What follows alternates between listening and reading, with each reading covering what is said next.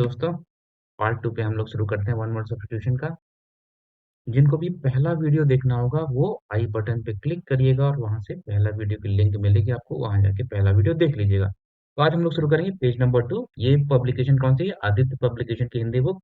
बहुत ही बेहतरीन बुक मानी जाती है। तो चलो स्टार्ट करते हैं हम लोग। ये यूपी ट्रिपल एससी में आबकारी सिपाही नाम की परीक्षा होती है, वहां पे पूछा गया था। तो स्टार्ट करते हैं। तो सबसे पहला शब्द है वो पाप करने के बाद स्वयं दंड पाना। सो क्या बोलते हैं?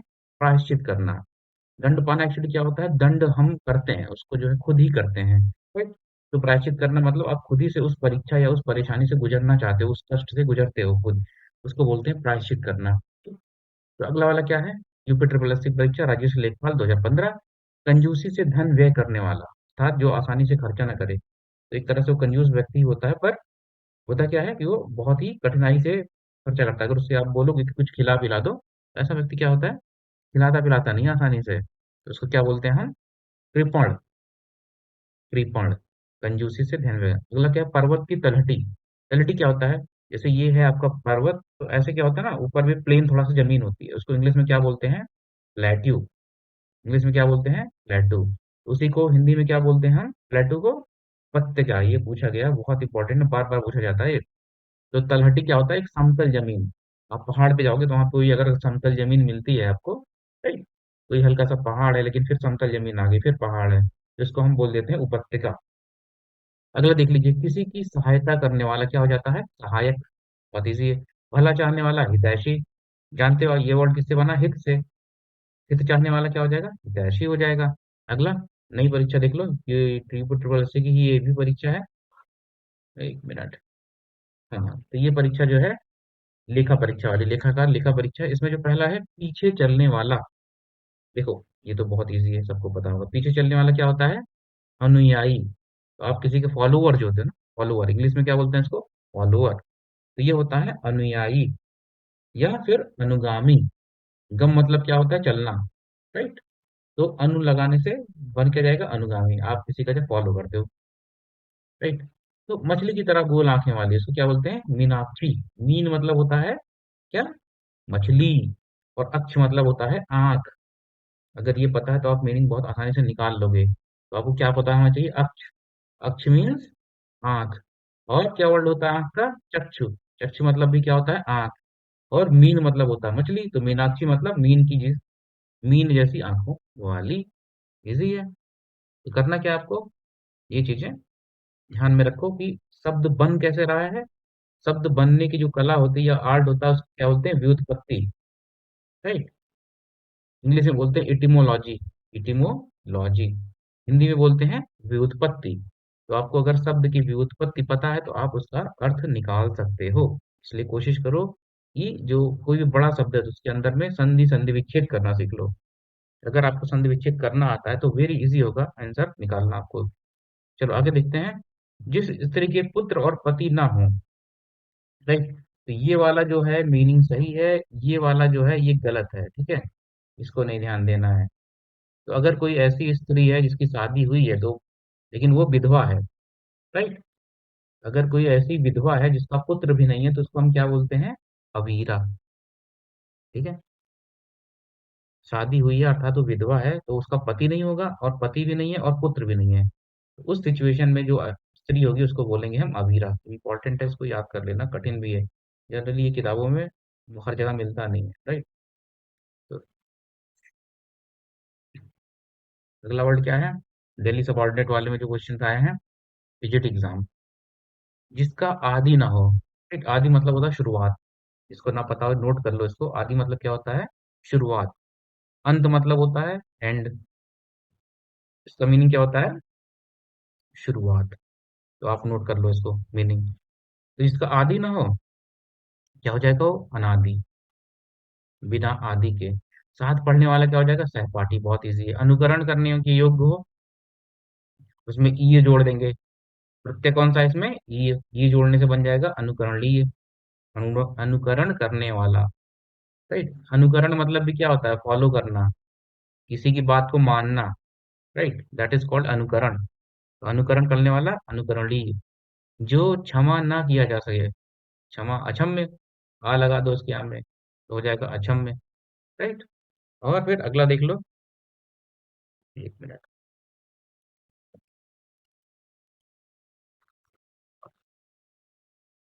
हाँ जी। तो देखो, अगला वर्ड है जिसका, ये तो हो गया था। अगला देखते हैं हम, रेलवे परीक्षा में क्या पूछा गया है। समय की दृष्टि, समय की दृष्टि से अनुकूल, समय प्लस अनुकूल, यहाँ पे संधि हो रही है, समयानुकूल। कौन सी संधि है? संधि वाले चैप्टर रिवाइज कर लो आपने। यहाँ पे आ प्लस आ जुड़ जा रहा है। ये कौन सी संधि हो गई? दीर्घ संधि, स्वर संधि का टाइप है ना। हाँ, तो याद कर लो इसको। तो समय की दृष्टि से जो अनुकूल होगा उसको क्या बोलेंगे? समयानुकूल। राइट। तो ये हो गया समयानुकूल। जिसकी गर्दन सुंदर है उसको क्या बोलते हैं? सुग्रीव। देखो, ग्रीवा जो होता है क्या होता है? गर्दन। ठीक है, ग्रीव। और सु लगा दोगे तो सुंदर हो जाएगा, तो यहाँ से ये वर्ड बन रहा है सुग्रीव, मतलब सुंदर गर्दन वाला। इसी रस का उपभोग करना, रसा स्वादन, और इसी ये रस प्लस स्वादन, स्वाद लेना। तो रस का स्वाद लोगे तो क्या हो जाएगा? रसा स्वादन। ओके। अब वर्णन से परे जिसका वर्णन ना किया जा सके, अगर इसको पूछेगा किसी और तरीके से तो क्या हो जाएगा? वर्णन से परे मतलब जिसका वर्णन ना किया जा सके।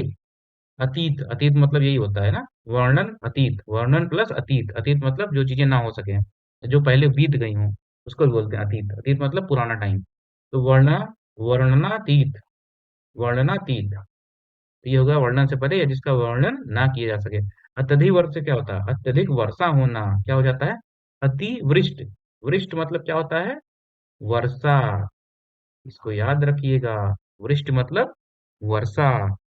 तो अतिवृष्ट मतलब बहुत ज्यादा वर्षा होना, अत्यधिक वर्षा होना, अतिवृष्ट। अगला देख लीजिए, किसी कार्य के लिए सहमति देना क्या हो जाएगा? अनुमति। राइट। किसी कार्य के लिए सहमति देना हो जाएगा अनुमति। इजी है, कोई कठिन काम नहीं है, सब सुनते कॉमन वर्ड है ना। और किसी दूसरे पर आश्रित होना क्या बोलते हैं? अन्य प्लस अन्य आश्रित। ठीक है। देखो, इसकी जब विच्छेद करोगे इसका ना, ये क्या है? अन्य प्लस अन्याश्रित। राइट। तो अन्योन्या, अन्योन्याश्रित, अन्योन्याश्रित, ये वर्ड है, कठिन है थोड़ा प्रोनाउंसिएशन में। पर इसका आप विच्छेद करोगे, यहाँ से इसको अलग कर लो, अन्य प्लस अन्याश्रित। ठीक है। तो ये वर्ड है, किसी दूसरे पर आश्रित हो जाना। बिना घर का, देखो अनिकेत। अब इसको अगर ये भी दे सकता ना, बेघर, बिना घर का बेघर, लेकिन ये हिंदी का करेक्ट वर्ड नहीं है। राइट। बेघर कहाँ से बना है? ये वर्ड है उर्दू से, जहाँ पे बे लगता है ना, जब उपसर्ग बे का प्रयोग कहाँ से होता है? उपसर्ग अगर बे का प्रयोग हो रहा है, इसका मतलब वो उर्दू का रूट वर्ड है। राइट। तो अब यहाँ पे घर मतलब होता है निकेतन। ये बहुत जगह होता है ना, साहित्य निकेतन, ये निकेतन, वो निकेतन, तो इसका क्या मतलब होता है? घर होता है निकेतन मतलब। तो वहां से वर्ड बना है ये, आ प्लस निकेत, अनिकेत। निकेत मतलब जिसके पास घर ना हो, बेघर। बहुत लोगों का नाम भी होता है ये, पता नहीं माँ बाप क्यों रखते हैं ऐसा नाम। पर अनिकेत नाम का वर्ड हमने देखा है, लोगों के होते हैं, सुना हुआ भी है। तो ये वर्ड रखना तो नहीं चाहिए। Somebody who is without home, उसको बोलते हैं अनिकेत। हमेशा रहने वाला, क्या मतलब हो जाएगा इसका? शाश्वत। इंपॉर्टेंट वर्ड है। हमेशा रहने वाला, जो कभी खत्म ना हो या जिसका कभी नष्ट ना हो, उस चीज को क्या बोलेंगे हम? दिस वी कॉल इट शाश्वत। राइट। चलो अगला देखते हैं। हाँ, तो नेक्स्ट वर्ड इज, शाश्वत हो गया था, अनिकेत हो गया था। तो जिसका संबंध पृथ्वी से हो, ये बहुत रिपीट होता है, इसको याद कर लो। पार्थिव, पार्थिव पटेल, मैंने पिछले वाले वीडियो में भी बताया था। ये रिपीट हुआ है वर्ड। ठीक है। मोक्ष की इच्छा करने वाला, मुमुक्ष। इसकी स्पेलिंग ध्यान देना आप। मोक्ष की इच्छा वाला क्या हो जाता है? दोनों में देखो, तीनों जो वर्ड है, तीनों में छोटा ऊ की मात्रा लगी हुई है। तो ये ध्यान देने योग्य बात है। अगर एरर करेक्शन में आएगा ना, त्रुटि वाला जो आता है, आरओ में, ए आर ओ में ये भी आता है ना, त्रुटि, एरर करेक्शन, तो वहां पे ध्यान देना। ये वाली स्पेलिंग वेरी डिफिकल्ट है ये थोड़ा सा। जिसके पास कुछ ना हो, अकिंचन, ये भी वर्ड बार बार पूछा जाता है। पिछले वाले वीडियो में भी हमने इस वर्ड के बारे में डिस्कस किया था। तो इसको क्या करना है? ध्यान से इसको याद करना है। ठीक है। अगला देख लो, जिसके ग्रंथ में अन्य व्यक्ति द्वारा जोड़ा गया भाग, सॉरी, किसी ग्रंथ, ग्रंथ है एक्चुअली। ठीक। किसी ग्रंथ में अन्य व्यक्ति द्वारा जोड़ा गया भाग, उसको क्या बोलते हैं? छेपक। उसको क्या बोलेंगे? छेपक। तो जैसे मान लो ऋग्वेद है ना, अब आपने अगर पढ़ा हो हिस्ट्री तो उसमें है कि ऋग्वेद में जो उसके कुछ खंड थे तो शुरू में लिखे गए थे, लेकिन जो अगले वाले खंड है तो उसमें बाद में लोगों ने एडिशंस किए हैं। तो वो जो एडिशन हुए हैं उनको क्या बोलेंगे? छेपक। राइट, ये हो गया छेपक। थोड़ा जानने वाला, जो कम जानने, थोड़ा या कम जानने वाला, उसको क्या बोलेंगे? अल्प। अल्प मतलब क्या होता है? आ धला पा। अल्प क्या होता है? कम। ज्ञा से अगर कहीं पे ज्ञा लास्ट में आ रहा है, उसका मतलब ज्ञानी से होता है, जानकार। ठीक है, तो अल्प प्लस ज्ञा मतलब कम जानने वाला। अगर यहीं पे सर्व होता, सर्व प्लस अगर ज्ञा हो जाता तो क्या हो जाता? ये बन जाता सर्वज्ञ, मतलब सर्व, सर्व मतलब सब। तो सर्वज्ञ क्या मतलब हो जाता है? जो सब कुछ जानता हो हो जाएगा सर्वज्ञ। राइट? तो जब कुछ जो सब कुछ जानता है वो होगा सर्वज्ञ, जो अल्प जानता है, कम जानता है, वो होगा अल्पज्ञ। तो ध्यान देने वाली बात क्या है कि अगर प्रत्यय ज्ञा है किसी में, ज्ञा लगाए तो इसका मतलब ज्ञान से संबंधित है वो वर्ड। इसी तरह अज्ञ एक वर्ड होता है ना, अज्ञ, अज्ञ मतलब अज्ञानी, इसको ज्ञान ही ना हो, आ प्लस ज्ञा, अज्ञ। ठीक है, एक और वर्ड होता है अनज्ञ, तो इसको भी देख लेना आप। अगला देखो, थोड़ा जानने वाला अल्पज्ञ व्यक्ति जिसकी आशा ही ना की गई हो, क्या होता है? अप्रत्याशित। समथिंग विच इज अनएक्सपेक्टेड, तो क्या बोलेंगे? अप्रत्याशित। बहुत ही कॉमन वर्ड है, बहुत पूछा जाता है, ये अप्रत्याशित बहुत बार पूछा गया है, तो क्या करना है? इसको रट्टा मारना भयंकर तरीके से। चलो अगला देख लेते हैं। अप्रत्याशित हो गया। अब जो आंखों के सामने ना हो, जो आंखों के सामने ना हो उसको क्या बोलेंगे? परोक्ष। यहाँ पे ना है, इसका मतलब आंख से दूर है। इस प्रश्न को ऐसे पूछ सकते हैं, जो आंखों से दूर हो उसको क्या बोलेंगे? परोक्ष। अक्ष देखो यहाँ पे भी है, पर प्लस अक्ष। अगर आपको याद है ना थोड़ा थोड़ा, यहाँ पे पर प्लस अक्ष। अक्ष होता है आंख, पर मतलब होता है दूर। राइट, तो हो गया परोक्ष, आंखों से दूर। जो किए गए उपकारों को मानता हो, क्या होगा? कृतज्ञ। और उपकार करने वाला कौन होता है? परोपकारी। ये तो याद ही होगा ना, उपकार करने वाले को क्या बोलते हैं? परोपकारी। राइट, परोप करने वाला, सॉरी, उपकार करने वाला परोपकारी, और जिसपे उपकार किया गया है जो मानता हो, अगर उपकार किया गया है पर वो मान भी रहा है कि उस पे उपकार किया गया है। Right, he is humble, humility है उसके अंदर में, तो उसको क्या बोलते हैं? ह्यूमिलिटी है, या वो थैंकफुल बोलते हैं ना, इंग्लिश में एक वर्ड होता है थैंकफुल। तो आप अगर कृतज्ञ हो, कृतज्ञता मानते हो आप, तो आप क्या करोगे? थैंक करोगे उस किसका? जो आपने मदद की है, जिसकी आपने मदद की है, सॉरी सॉरी, जिसने आपकी मदद की है उसको आप थैंक बोलोगे। ठीक। अगले देखो, ग्राम पंचायत की जो परीक्षा हुई है उसमें देख लेते हैं हम लोग, कौन कौन से पूछे गए हैं? पुरुष एवं स्त्री का जोड़ा, क्या बोलते हैं उसको? दंपति। Very easy word. पुरुष और स्त्री के जोड़े को क्या बोलते हैं? दंपति। जो नए ढंग से करने की, किसी कार्य को नए ढंग से करने की पद्धति, पद्धति क्या बोलते हैं उसको? नवीनीकरण। राइट। अब देखो, एक होता है वर्ड इनोवेशन। राइट, इंग्लिश में क्या वर्ड होता है? इनोवेशन। तो उसी का होता है इनोवेशन। तो ऐसे एक मंत्र अपने पास मंत्रालय भी है ना, MNRE, ministry of new and renewable energy. तो जो ऊर्जा होती है, ऐसी ऊर्जा जो नई ऊर्जा होती है ना, जैसे सौर ऊर्जा, तो नवीन ऊर्जा में आती है वो सब। तो अगर नए ढंग से आप कोई काम करने शुरू करते हो तो उसको क्या बोलेंगे? नवीनीकरण करना। ओके। जैसे आपका पुराना घर है, आप क्या चाह रहे हो? उसको रिनोवेट करना चाह रहे हो ना, एक वर्ड होता है रिनोवेट, इंग्लिश में रिनोवेट। इसका भी क्या मीनिंग होता है? फिर से किसी चीज को नया करना। तो नवीनीकरण ही होता है वो भी, याद कर लो उसको भी। तो नवीनीकरण हो गया। जिसने देश के साथ विश्वासघात किया हो, देशद्रोही, बहुत ही कॉमन वर्ड आजकल तो बहुत यूज होता है। तो विश्वासघात जिसने देश के साथ किया उसको क्या बोलते हैं? बोलते हैं हम उसको देशद्रोही। वह स्त्री जिसकी कोई संतान ना हो उसको क्या बोलते हैं? बांझ। बहुत ही कॉमन वर्ड है। जिसकी कोई संतान ना हो, जिसके कोई पुत्र या पुत्री ना हो, उसको क्या बोलेंगे हम? बांझ बोलेंगे। बांझ, चंद्रबिंदी है, ये ध्यान रखना। राइट। जिसका जन्म उच्च कुल में हुआ उसको क्या बोलते हैं? कुलीन बोलेंगे उसको। राइट, उच्च कुल में जन्म करने वाला को कुलीन बोलते हैं। कॉमन वर्ड है, बहुत बार पूछा गया है ये। अगला देखो, SSC हिंदी कनिष्ठ अनुवादक परीक्षा में पूछा गया जो शब्द है, ये सब परीक्षा वाइज चल रहा है। ठीक है, इसके बाद हम लोग क्या करेंगे? लास्ट में एक बृहद लिस्ट देखेंगे, संकलन जो होता है ना वर्ड्स का, अल्फाबेटिकली। तो अभी तो हम लोग परीक्षा वाइज चल रहे हैं, तो इससे ये भी आपको आइडिया होगा कि ऐसे कौन से शब्द हैं जो परीक्षा में ज्यादातर पूछे जाते हैं। तो rather than reading all the bogus words, फर्जी की वर्ड को आप बैठ के पढ़ रहे हो, आपको पता ही नहीं चल रहा कि क्या इंपॉर्टेंट है क्या नहीं, इसलिए हम लोग क्या कर रहे हैं? इस तरह से चल रहे हैं। तो ये जो आपको अगर बुक लेना हो, ये बुक है आदित्य पब्लिकेशन की। राइट, और मैं तो यहाँ पे करवा ही दे रहा हूँ, तो आपको बुक खरीदने की ऐसा जरूरत नहीं है, वीडियो को देख लो 2-3 बार, अपने आप याद हो जाएगा। और जो कुछ ऐसे वर्ड लग रहे हैं जिसको आप लोग को लग रहा है कि बहुत डिफिकल्ट रिमेम्बर करना, तो उसको आपने नोट कर लो नोटबुक में। राइट। तो ये वाली पब्लिकेशन है, अच्छी पब्लिकेशन मानी जाती है हिंदी की तैयारी के लिए, specially for lower PCS and RO. तो ये सब जो परीक्षाएं हैं उसके लिए आदित्य पब्लिकेशन की बुक बढ़िया मानी जाती है। ओके। अभी जैसे एक एपीएस की परीक्षा आने वाली है, असिस्टेंट प्राइवेट सेक्रेटरी, ये भी कौन कराता है? यूपीएसएससी ही कराता है, सॉरी यूपीपीएससी कराता है एग्जाम को। तो ये जो है इसके लिए भी बुक इंपॉर्टेंट है, और ये लेक्चर्स हैं, इसको अगर आप देखोगे तो आपको बहुत ज़्यादा फायदा होगा। राइट। तो चलो अगला देखते हैं। एसएससी हिंदी कनिष्ठ वाली परीक्षा। हर समय हर समय देर से काम करने वाला, हर समय देर से काम करने वाला, इसको क्या बोलेंगे हम लोग? दीर्घ सूत्री। दीर्घ मतलब क्या होता है? दीर्घ मतलब होता है बड़ा। राइट। सूत्री मतलब यहाँ काम करने से है। तो somebody who takes too much time, देर से करेगा तो उसको बोलेंगे दीर्घ सूत्री। जिसने ऋण लिया हो उसको क्या बोलेंगे? ऋण लेने वाला। अधमर्ण, ये देखो डिफिकल्ट वर्ड है, इसको तो याद कर लेना, लिख लेना इसको। क्या है? अधमर्ण। जिसने ऋण लिया हो उसको बोलेंगे अधमर्ण। अगला देख लो। उचित से कम मूल्य आंकना। उचित से कम मूल्य आंकना, जैसे आप कोई चीज बेचने गए हो और सामने वाले ने क्या किया? कम दाम लगाया, तो उसको क्या बोलते हैं आप? अवमूल्यन। राइट। यहाँ पे उपसर्ग क्या है? अव मतलब होता है कम। तो अगर उपसर्ग याद करके रखोगे तो काफी वर्ड्स की मीनिंग आपको खुद ही पता चल जाएंगे, आप इजिली निकाल सकते हो। अवमूल्यन, किसी के प्रति उदारता या कृपा पूर्वक किया गया व्यवहार, तो क्या बोलते हैं? अनुग्रह करना, अर्थात कृपा करते हो जब आप किसी के ऊपर जब कृपा करते हो तो क्या बोलते हैं? अनुग्रह करना।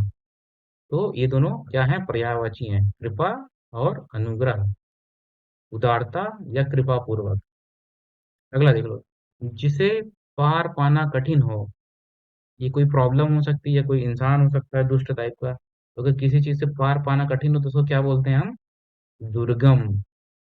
दुर मतलब क्या होता है? एक तरह से बुरा, और गम मतलब जाना या होना कहीं पे। तो दुर्गम मतलब, जैसे मान लो कोई एक नाला है बहुत गहरा बहुत खतरनाक, या कोई नदी है, अगर आपको उसको पार करना हो और पार करना बहुत कठिन में, तो क्या बोलोगे? कि वो नाला दुर्गम है, या कोई ऐसा रास्ता है जो कि बहुत कठिन है। ठीक? जैसे आपको यूपीएससी निकालना है, तो ये परीक्षा बहुत कठिन है, तो क्या बोलोगे? कि यूपीएससी की परीक्षा दुर्गम है। राइट। पार पाना कठिन है उससे। ऐसी जगह पे आप यूज कर सकते हो इसको। चलो नेक्स्ट साइड देखते हैं, हम लोग एक साइड खत्म कर चुके हैं। Let us move to the next side of the page. हम्म।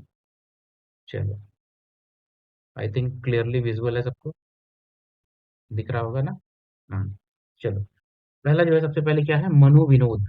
मनोविनोद के लिए सैर करने वाला। ठीक है। मनोविनोद मतलब आप जो अपने मन को बहलाने के लिए टहलते हो। मनोविनोद मतलब, विनोद मतलब होता है आनंद, एक तरह से मन को बहलाना। राइट। उसके लिए सैर अगर करने जाते हो तो उसको क्या बोलते हैं? पर्यटक, टूरिस्ट। इंग्लिश क्या होती है इसकी? टूरिस्ट। तो जो इंसान गया है घूमने अपने मन को बहलाने के लिए, मन को विनोद करने के लिए। अगला देखो, जो मोक्ष का अभिलाषा रखता हो उसको क्या बोलते हैं? मुमुक्ष। ये ऑलरेडी पिछले वाले हमने देख चुका ना, एक बार रिपीट हुआ है फिर से अगली परीक्षा में। तो मोक्ष की अभिलाषा रखने वाले को बोलते हैं मुमुक्ष। पत्र या प्रश्नादि के उत्तर की अपेक्षा करने वाला, उत्तरापेक्षी। देखो, उत्तर प्लस अपेक्षा, यहाँ पे है ना अपेक्षा वर्ड। तो प्रश्नादि या पत्र की जिसको उम्मीद हो, अपेक्षा मतलब क्या होता है? उम्मीद। ओके। अपेक्षा मतलब उम्मीद। तो जिसको उम्मीद हो इस तरह की उसको क्या बोलेंगे? उत्तरापेक्षी। ओके। जो आभूषण सिर पर धारण किया जाए उसको क्या बोलते हैं? शीर्षस्थ। शीर्ष मतलब ये सर, टॉप, किसी चीज का टॉप जो होता है उसको क्या बोलते हैं हम? शीर्ष बोलते हैं। तो यहाँ पे वही मतलब है, शीर्ष। अगला देख लो, शीघ्र प्रसन्न होने वाला, जो बहुत जल्दी खुश हो जाता है, थोड़ा सा आपने तारीफ की नहीं और बंदा खुश हो गया, उसको क्या बोलेंगे हम लोग? उसको बोलते हैं आशुतोष। ठीक है। तो जो हमारे एक्टर है ना आशुतोष राणा जी, उनसे याद करके रखो, उनका क्या मतलब होता है? कि वो बहुत जल्दी खुश हो जाते हैं। राणा जी, आशुतोष राणा। इसके समान दूसरा कोई ना हो। अप्रीतम या अद्वितीय भी एक वर्ड होता है। अप्रतिम, प्रतिम मतलब होता है सुंदर, याद रखना इसको। प्रतिम मतलब होता है सुंदर। राइट। अप्रतिम यहाँ पे इसका अपोजिट नहीं बनना, अप्रतिम मतलब बहुत ज्यादा। कहीं कहीं पे आ शब्द लगाने से उसकी मात्रा बहुत ज्यादा बढ़ जाती है, डबल हो जाती है, चौगुनी हो जाती है। तो यहाँ पे आ जो है क्या कर रहा है, उसकी खूबसूरती को बढ़ा दे रहा है। ओके। अप्रतिम मतलब बहुत ज्यादा सुंदर, जिसके समान दूसरा ना हो, उसको क्या बोलेंगे हम, अप्रतिम।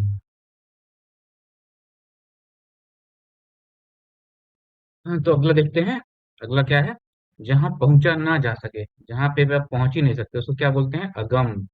जहां नहीं पहुंच सकते उसको बोलते हैं अगम। गम मतलब जाना, जाना या चलना। उसके आगे आ लगा देंगे तो क्या बन जाएगा, अगम। राइट। अगला देख लेते हैं हम। जिसके समान, सॉरी कुछ हम मिस हो गया क्या, ये नहीं बचकर, वाचाल। तो जो बहुत बातें करता हो, बहुत ज्यादा बातें करने वाला, उसको क्या बोलते हैं, वाचाल। इसका अपोजिट क्या होता है, मूक। विलोम शब्द पढ़ोगे ना, वहां पे मिलेगा आपको। तो वाचाल का अपोजिट क्या होता है, मूक। जो ना वो बात करता है उसको बोलते हैं मूक। तो वाचाल बहुत ज्यादा बात करने वाला, मूक शांत रहने वाला। अच्छा, तो अगला देख लेते हैं हम लोग। एक मिनट। बहुत बात करने वाला हो गया अचाल, सॉरी वाचाल। कम बात करने वाला हो जाता है मूक। अब आगे देखो।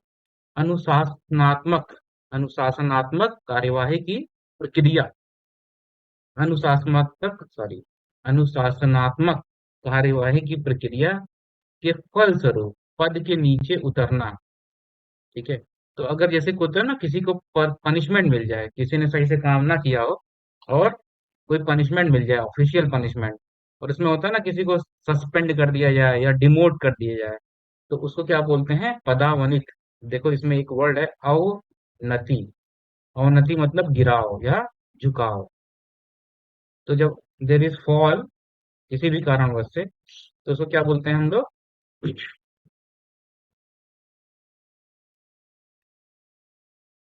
वेट अ मिनट, एक minute, there is some issues. Okay, now we can begin. थोड़ा दिक्कत आ गई थी। तो देखो, अगर अगर जो है ना, पनिशमेंट की वजह से आपकी जो पद है उसमें जो है गिराव हो जाए, राइट, पद से नीचे उतरना, उसको बोलते हैं पदा अवनति। तो इसमें जो वर्ड है इंपॉर्टेंट वो है पद प्लस अवनति। अवनति मतलब गिरावट। इसको याद रखना, इसको नोट कर लो। अगर ये वर्ड याद रहेगा बहुत इजी है इसको रिमेम्बर करना। पदावनति।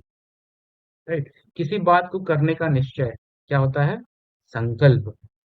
इजी है। राइट। तो किसी बात को करने का अगर आप निश्चय करते हो तो बोलते हैं ना कि संकल्प कर लो, इस बार आप टॉप करोगे, या संकल्प करो कि इस बार परीक्षा निकाल लोगे आप। तो उस चीज को बोलते हैं संकल्प करना। दृढ़ निश्चय, इसको क्या बोल सकते हो आप, दृढ़ निश्चय। दृढ़ के साथ निश्चय जोड़ दो, संकल्प कोई, तो नया वर्ड मिल जाएगा।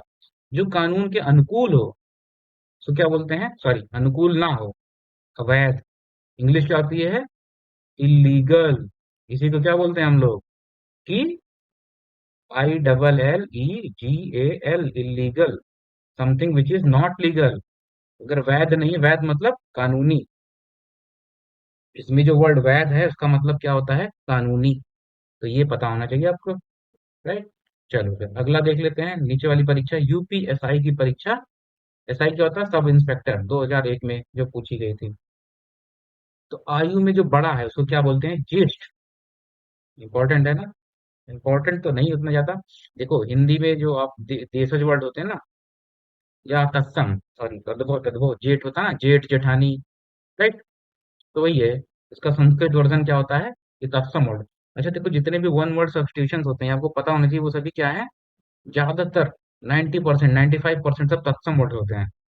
तो जितने भी पढ़ रहे हो ना, अनेक शब्दों के लिए एक शब्द, वो सब मैक्सिमम क्या है, सब तत्सम वर्ड है, और संस्कृत के हैं ज्यादातर। तो ये चीज याद रखना। तो जीएसटी भी क्या है, तत्सम है। अगर ये चीज याद रहेगी आपको तो कई बार तत्सम तद्धम में आंसर निकालने में आपकी हेल्प मिल जाएगी। तो मैक्सिमम वर्ड्स क्या है, दे आर तत्सम। अब देखो, जो बड़ा व्यक्ति है उसको बोलेंगे ज्येष्ठ। राइट। अब ये लेकिन एक पद उसमें होता है। अब जैसे बड़े भाई को क्या बोलते हैं, अग्रज। बड़े भाई को क्या बोलते हैं, अग्रज। छोटे भाई को क्या बोलते हैं, अनुज। जो छोटा होता है आयु में भाई को, उसको बोलते हैं अनुज। राइट। ज्येष्ठ होता है, जैसे बोलते हैं ना ज्येष्ठ पुत्र, मतलब बड़ा बेटा। तो ज्येष्ठ कॉमन वर्ड है। किसी के लिए भी यूज कर सकते हो आप। ज्येष्ठ मतलब बड़ा आयु में। अब रामायण या उसमें महाभारत देखते हो तो उसमें बोलते हैं ना ज्येष्ठ पुत्र, इनके ज्येष्ठ पुत्र, उनके ज्येष्ठ पुत्र। और इसका अपोजिट क्या होता है? कनिष्ठ। ये भी याद कर लो।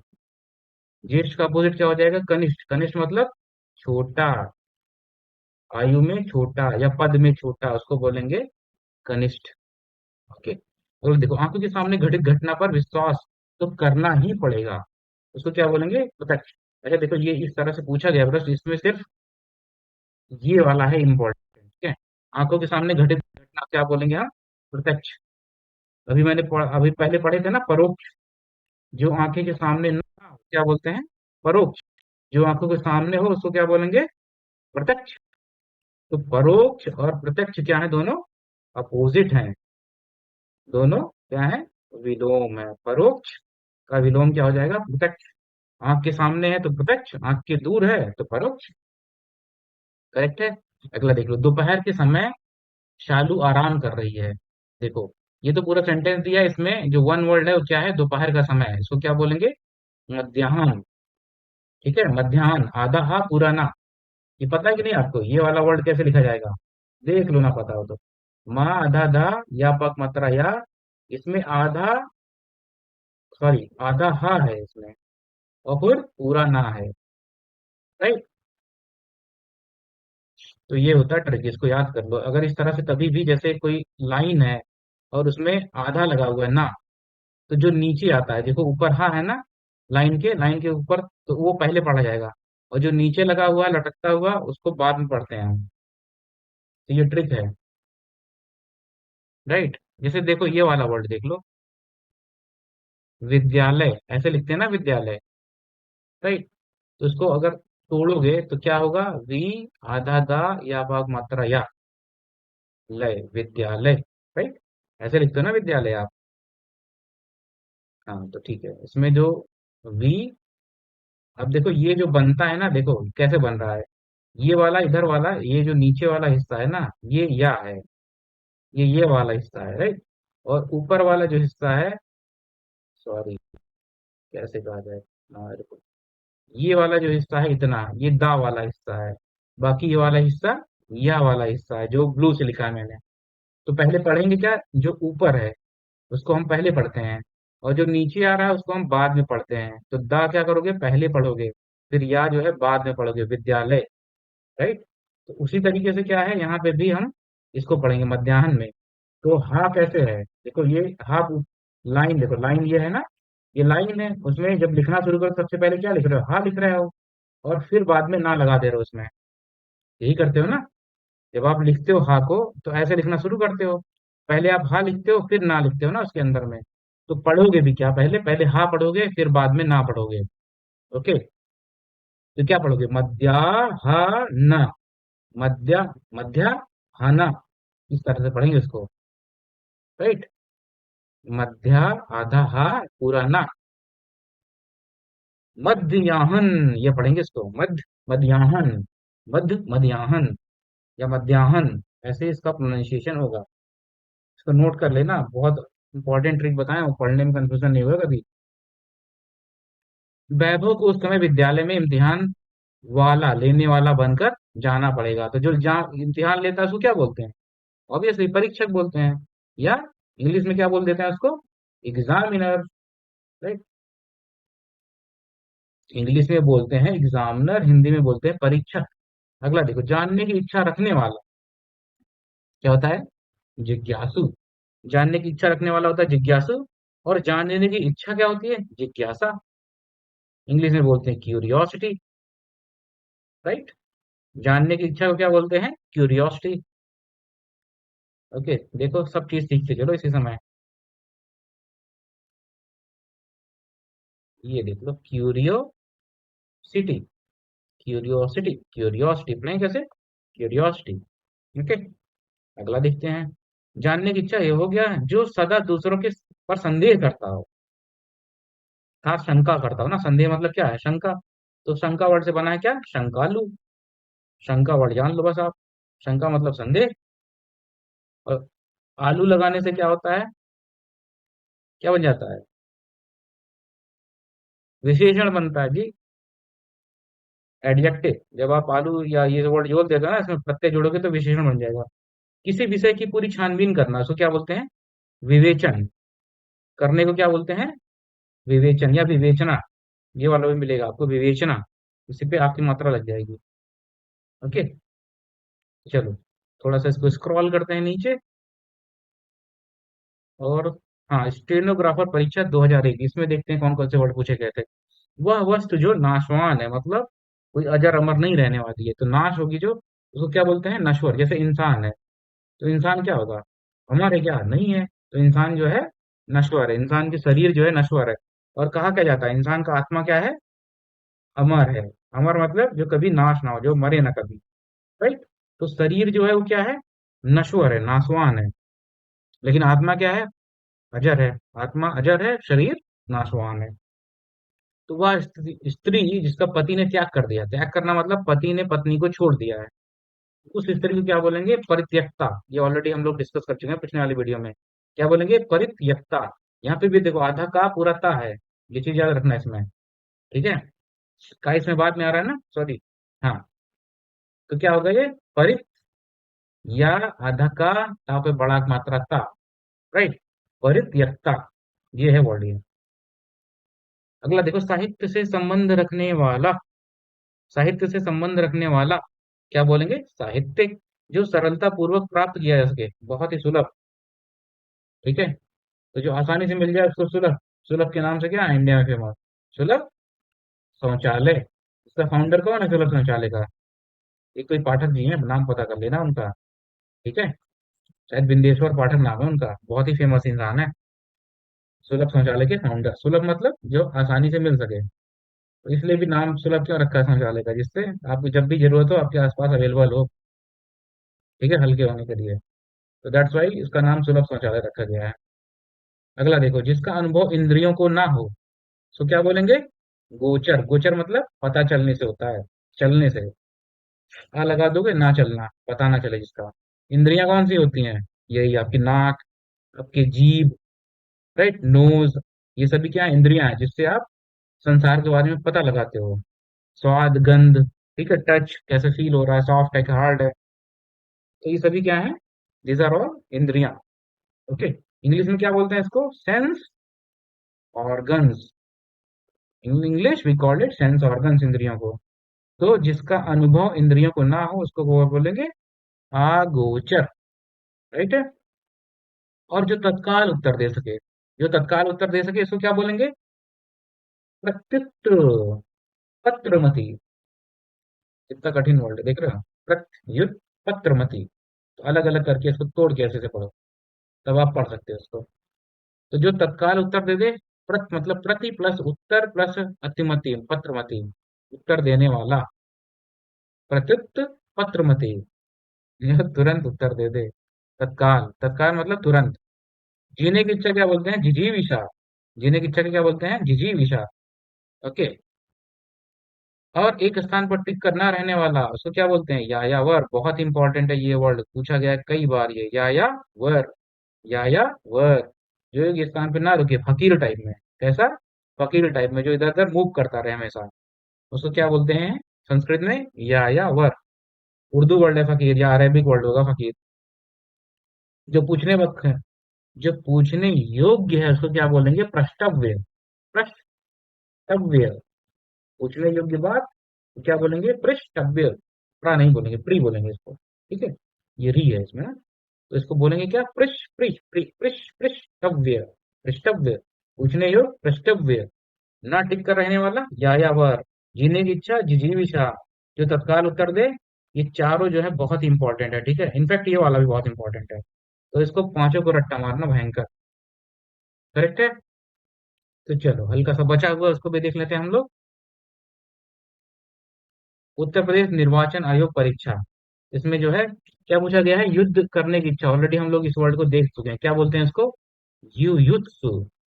ओके, युयुत्सु, युद्ध करने की इच्छा। और मोक्ष पाने की इच्छा क्या था? मुमुक्षु।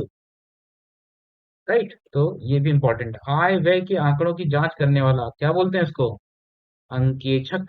बहुत इंपॉर्टेंट है ये। आय व्यय की आंकड़ों की जो जांच करता है, उस व्यक्ति को क्या बोलते हैं? अंकेक्षक। अंकेचक बोलते हैं उसको। ओके। अगला देखो, लेखाकार परीक्षा 2001, ईश्वर को न मानने वाला उसको क्या बोलते हैं? नास्तिक। मानने वाला को क्या बोलते हैं? आस्तिक। राइट। ओके, तो याद रखना। अच्छा, इंग्लिश में क्या बोलते हैं इसको? अथीस्ट। इंग्लिश वर्ड क्या होता है नास्तिक का? देख लो इसको, अगर नोट कर लो। अथीस्ट, इसको बोलते हैं नास्तिक। अगला देखो, ईश्वर का कोई आकार ना होना। ईश्वर का कोई आकार ना होना उसको क्या बोलते हैं? निराकार। अगर कोई ये माने कि ईश्वर का आकार होता है तो उसको क्या बोल देते हैं हम? साकार। ओके। साकार मतलब सा प्लस आकार। निराकार मतलब निर प्लस आकार। आकार मतलब क्या होता है? शेप। कोई शेप है, कोई फॉर्म है कि नहीं है।